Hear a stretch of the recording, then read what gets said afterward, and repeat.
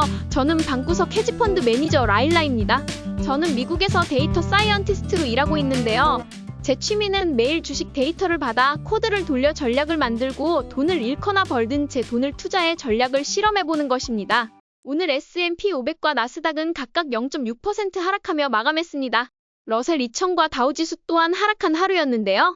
특히 엔비디아는 중국 규제 당국의 반독점 조사 발표로 인해 주가가 3% 하락했습니다.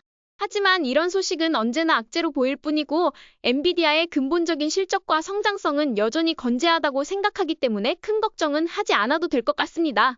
비트코인은 지난주 10만 달러를 드디어 돌파하며 강세를 보였지만 오늘 다시 하락하며 마감했습니다.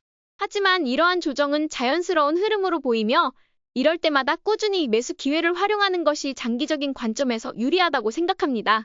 금요일에 저는 기술적으로 대부분의 지표가 단기 조정을 가리키고 있다고 공유드렸는데요.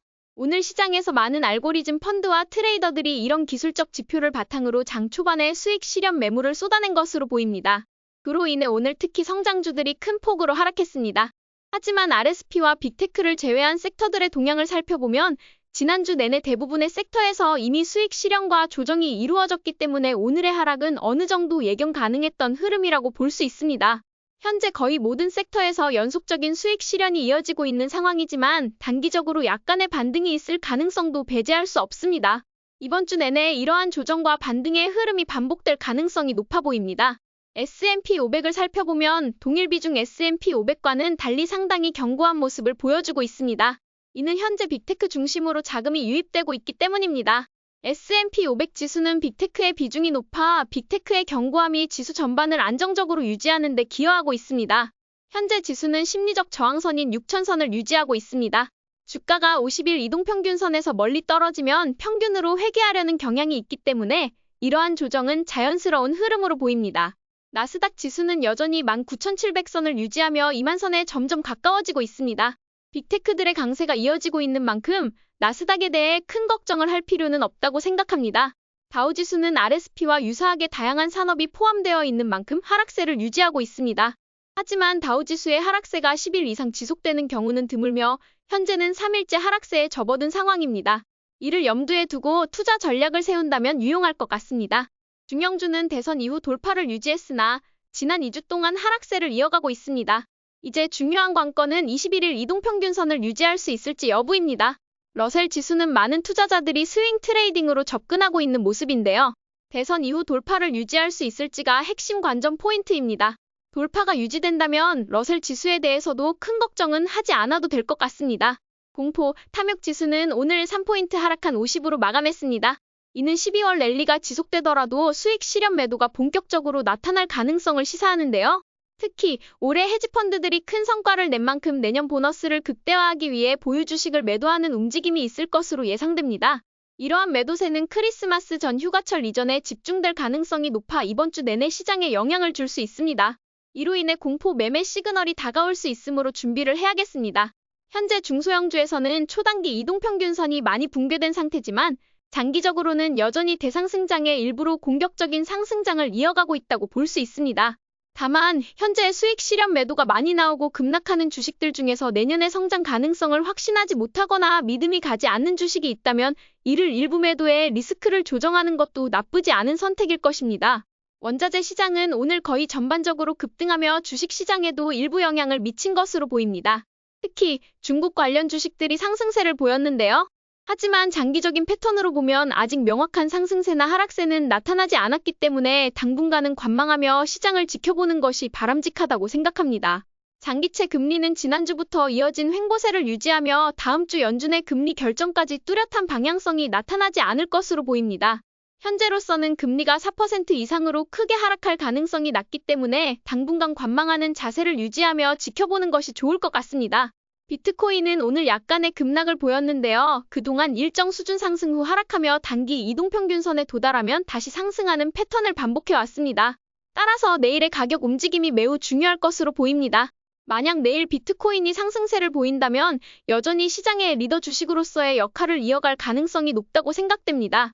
다만 비트코인은 10만 달러를 여러 차례 테스트하며 점진적으로 그 수준을 돌파할 것으로 보입니다.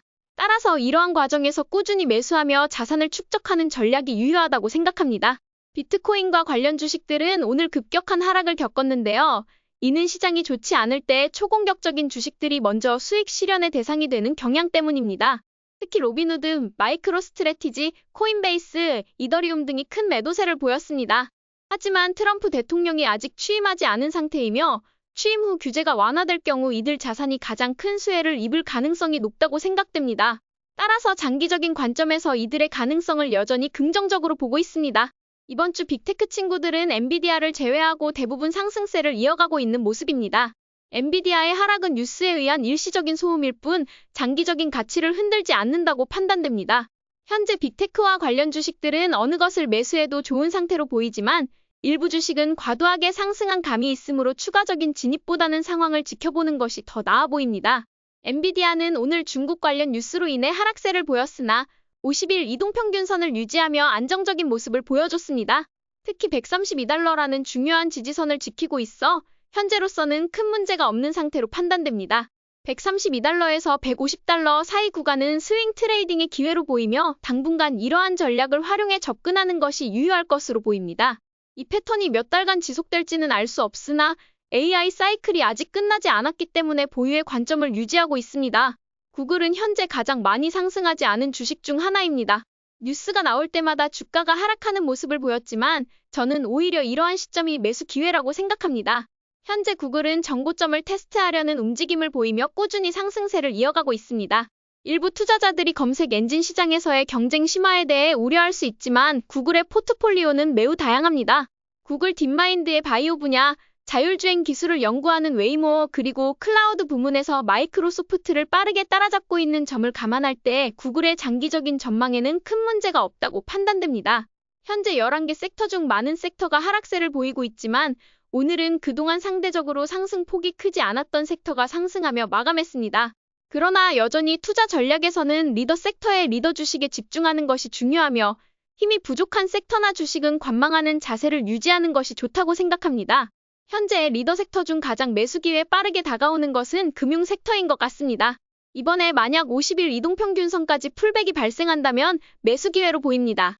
특히 11월과 12월 동안의 주식시장의 엄청난 상승으로 인해 금융 관련 주식들의 1분기 실적이 매우 긍정적으로 나올 가능성이 높으며 지속적으로 금융 섹터를 관찰하고 투자 기회가 온다면 매수 관점을 유지하는 것이 좋을 것 같습니다. 소프트웨어 섹터는 9월 초 이후 최적의 매수 타이밍을 지나면서 계속 상승세를 이어왔습니다. 하지만 최근 급격한 상승을 보면 과연 이 상승이 정당한가 하는 의문을 품게 됩니다. 몇몇 기업을 제외하고는 모든 소프트웨어 주식이 좋은 것은 아니기 때문입니다. 특히 개발자와 데이터 사이언티스트의 관점에서 보면 일부 소프트웨어 기업들이 실제로 우리 삶에 얼마나 기여하고 기업들이 해당 제품을 정말 구매할 것인지에 대해 의문이 드는 경우가 많습니다. 이런 이유로 주의가 필요하지만 소프트웨어 섹터 자체는 내년에도 지속적으로 상승할 가능성이 높아 보입니다. 따라서 주요 이동평균선을 붕괴할 때마다 분할 매수를 통해 꾸준히 모아가는 전략이 바람직할 것 같습니다. 이번 주 브로드컴 실적 발표를 앞둔 반도체 섹터는 현재 죽은 돈 상태로 보입니다. 뚜렷한 방향성이 정해지기 전까지 이러한 상황이 지속될 가능성이 높습니다. 이럴 때일수록 반도체 주식은 엔비디아와 같은 주요 기업들의 명확한 움직임이 나타날 때까지 보유 관점을 유지하거나 관망하는 것이 현명한 선택일 것입니다. 오늘은 구독자 요청으로 지라 글로벌 마켓 랩을 살펴보도록 하겠습니다. 저는 제타를 트레이딩 목적으로 많이 다뤄왔는데요. 9월 초에 처음 매수하고 나서 50일 이동평균선이 붕괴되었을 때 매도하면서 많은 수익 실현을 이루지 못했습니다. 이후 두 번째 시도에서는 스윙 트레이딩 계좌와 장기 투자 계좌에 나눠 매수했는데요. 실적 발표를 앞두고 매도하는 습관 때문에 스윙 트레이딩 계좌에서는 매도했고 장기 투자 계좌에서도 50일 이동평균선이 붕괴되었을 때 매도했습니다. 저는 이 원칙 덕분에 많은 수익을 얻었지만 이후 주가가 급락하면서 많은 투자자들이 손실을 보았을 것으로 예상됩니다. 저는 50일 이동평균선을 급락의 전조 증상으로 보고 이를 활용해 매도 결정을 내리는 원칙을 지켜왔습니다. 특히 제타와 같이 50일 이동평균선이 붕괴된 주식은 큰 폭의 하락 가능성이 높기 때문에 리스크 관리 차원에서 매도를 선택했습니다. 이러한 원칙 덕분에 이번 급락에서 손실을 피할 수 있었습니다. 제타에 대해 많은 분들이 큰 기대를 가지고 계시지만 개발자와 데이터 사이언티스트의 관점에서 살펴보면 CRM 고객관계관리 시장에는 이미 아도비, 오라클, 허브스팟, 마이크로소프트와 같은 강력한 경쟁자들이 존재합니다. 이들 회사는 규모와 시장 점유율 면에서 독보적이며 제타가 이들의 점유율을 빼앗아 실적을 급격히 상승시키는 것은 쉽지 않은 도전입니다. 제타의 성장은 AI 모델의 품질에 달려 있고 이를 통해 데이터베이스를 효율적으로 관리할 수 있는 플랫폼을 구축하는 것이 핵심입니다. 하지만 이러한 성과는 우수한 인재에 크게 의존하며 세일즈포스나 아도비, 오라클, 마이크로소프트 같은 대형 기업들과 경쟁해야 하는 제타가 최상급 인재를 끌어들이는 데 한계가 있을 수 있다는 점은 주목해야 합니다. 이로 인해 제타의 성장 가능성에는 일정한 제약이 따를 수 있다고 봅니다. 최근 가격 동향을 보면 제타는 이미 10월 초에 50일 이동평균선을 붕괴하며 하락 신호를 보였습니다. 통계적으로 50일 이동평균선이 붕괴된 주식은 또다시 같은 패턴을 보일 가능성이 높습니다. 따라서 제타가 다음 실적 발표에서 유의미한 성과를 보여주지 못한다면 이 주식은 단순한 그저 그런 주식으로 남을 가능성이 큽니다. 이러한 점을 고려하며 투자 전략을 세우는 것이 중요하다고 생각합니다. 두 번째로 요청하신 회사는 깃랩입니다. 개발자들과 데이터 사이언티스트들은 학교나 초기 프로젝트에서 많이 사용하는 깃허브를 주로 경험하지만 회사에 들어가면 다양한 소프트웨어 관리 체제를 사용하는 경우가 많습니다. 깃랩도 그러한 관리 체제 중 하나인데요. 엔터프라이즈 기업을 대상으로 서비스를 제공하는 만큼 시장에서의 입지는 분명하지만 동시에 한계도 존재한다고 봅니다. 특히 마이크로소프트의 깃허브과 아틀라시안이 만든 빗버켓이 강력한 경쟁자로 자리 잡고 있어 깃랩이 시장에서 3위 정도의 포지션에 머물러 있다고 생각합니다. 이러한 점에서 깃랩의 시장 점유율 확대에는 어려움이 있을 수밖에 없습니다. 최근 깃랩은 기술적으로 정배열이 시작되었을 때 매수하여 현재 수익을 보고 있습니다.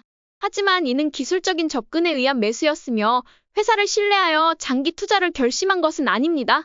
또한 최근 차트를 보면 커비드 핸들 패턴을 형성하고 있지만 정고점을 아직 돌파하지 못한 상태입니다. 이는 시장 참여자들이 깃랩의 잠재력을 완전히 신뢰하지 못하고 있다는 신호로 볼 수 있습니다. 금요일 실적 발표 후 급등이 있었지만 곧바로 급락으로 이어진 점도 이러한 의구심을 강화합니다. 깃랩은 시장에서 1등 포지션을 차지하고 있지 않으며 이미 경쟁사로 훨씬 강력한 옵션이 있는 상황에서 굳이 깃랩에 투자를 해야 할 이유가 있을까라는 고민이 드는 것도 사실입니다. 하지만 기술적으로 매력적인 움직임을 보여주고 있는 만큼 스윙 트레이딩 관점에서 접근하는 것이 적합하다고 생각합니다. 오늘도 최적의 매수와 매도 타이밍에 대해 살펴보겠습니다. 오늘은 매도를 실행하지 않았지만 50일 이동평균선을 붕괴한 주식들에 대해 이야기하고 싶습니다. 이러한 주식들은 종종 펀더멘털적으로 우수한 경우가 많고 50일 이동평균선 붕괴가 가짜 신호에 그쳐 곧바로 반등하는 경우도 많습니다. 그래서 오늘은 일단 지켜보는 전략을 택했습니다. 내일의 주가 흐름을 보며 만약 추가 급락이 발생한다면 부분 매도를 고려할 예정입니다. 하지만 현재로서는 관망하는 자세를 유지하고 있습니다. 오늘 상승 모멘텀에서 정배열을 시작한 주식은 거의 보이지 않았습니다.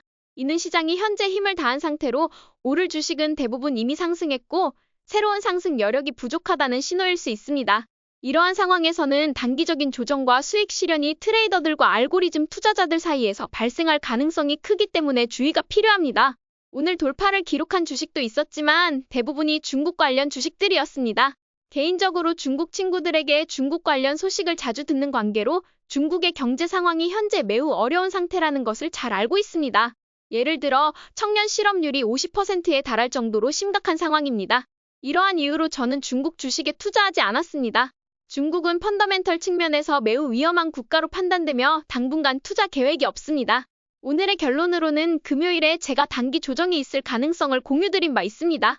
이 조정의 원인에는 여러 가지가 있지만 가장 큰 이유 중 하나는 헤지펀드 매니저들과 금융권 종사자들이 연말 보너스를 받기 위해 연말 매도를 진행한다는 점입니다. 미국에서는 크리스마스 전에 휴가를 떠나는 문화가 일반적이기 때문에 이번 주와 다음 주 초까지 수익 실현 매도가 이어질 가능성이 높습니다. 이러한 상황은 지난 2년 동안 큰 상승을 기록했던 주식들의 단기 하락을 초래할 수 있습니다. 하지만 이러한 하락은 우리에게 추가 매수 기회 또는 새로운 매수 진입 기회를 제공할 수 있다는 점을 염두에 두고 시장을 관찰하는 것이 중요합니다. 오늘도 저희 전략이 재미있으셨다면 좋아요와 구독 버튼 눌러주세요. 지금까지 방구석 헤지펀드 매니저 라일라였습니다. 감사합니다.